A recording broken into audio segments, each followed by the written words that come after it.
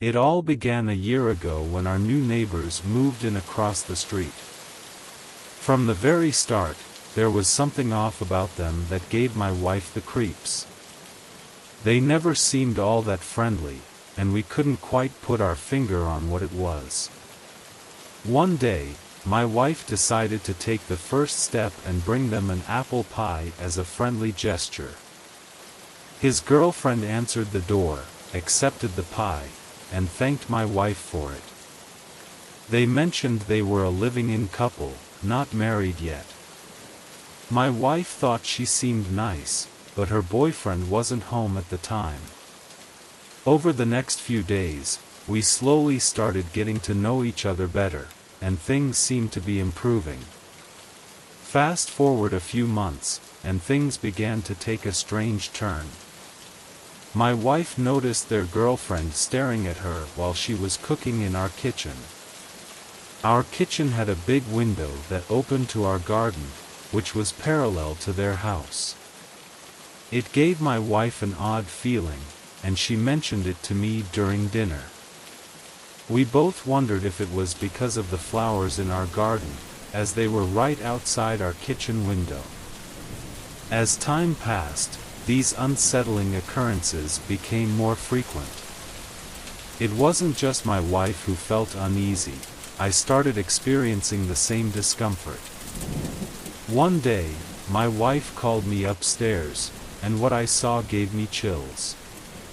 Our neighbor's girlfriend was using binoculars to keep a close eye on our house. It was no longer about casually looking at the garden. She was clearly trying to peer into our home. My wife and I were both creeped out and furious. In a moment of frustration, we rushed to their house and started banging on their door, demanding answers. The man of the house answered and, as we complained about his girlfriend's behavior, he became irate and told us to leave, using a strange phrase, "You're the ones who gave her the pie," before slamming the door shut. We returned home, thoroughly disturbed, and decided that if this continued, we would have to involve the police. That night, our worst fears came to life. It was around midnight, and my wife and I were in the midst of an intimate moment in our bedroom. As we were lost in the moment, I happened to notice someone standing right outside our window, which opened to the garden.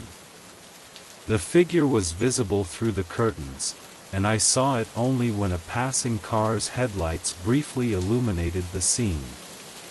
It was a horrifying sight. I let out a scream, and we both scrambled to wrap ourselves in a bedsheet. I grabbed a table lamp and quickly opened the window. There, standing with a sinister smile, was our neighbor's girlfriend. She looked at us and said, "You really love her so much." It sent shivers, and we were overcome with terror.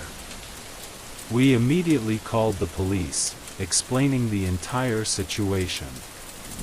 They arrived promptly, and the neighbors were taken into custody, facing charges for their invasive actions. A few days after the incident, our neighbors packed up and left their house. As they were leaving, the man gave us a chilling warning, "I'll never forget this." That day onward, my wife and I developed an intense fear of that house and the neighbors who had once seemed so normal. The trauma of that night and the disturbing behavior of our neighbors haunted us, making us uneasy and cautious about our surroundings.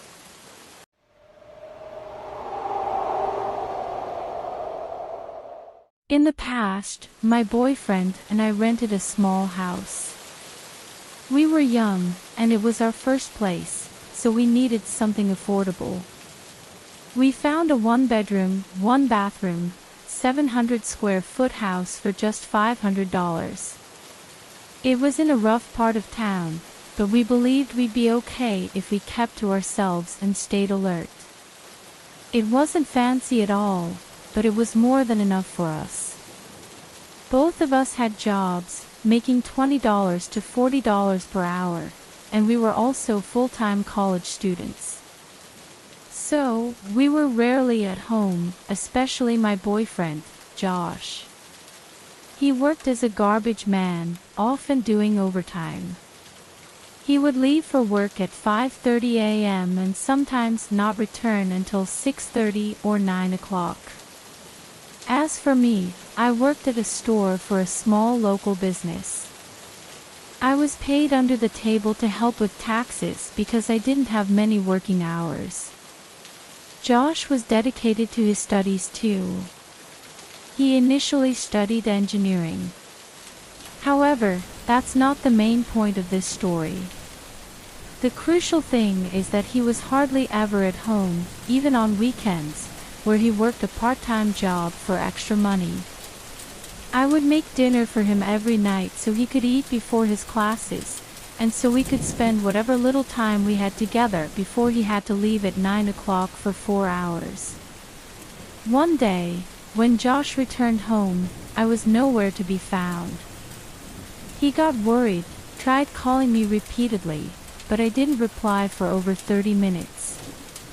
It wasn't until 2 days later that he ran into our neighbor while getting the mail. He thought there might be a chance the neighbor knew something.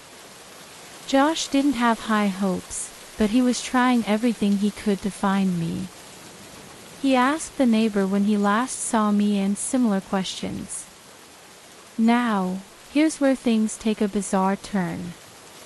My boyfriend found our neighbor acting even weirder than usual. He called the police because he had a gut feeling that something was wrong with this guy, and he might have had something to do with my disappearance. However, the police couldn't do much without proof or consent to search the neighbor's house.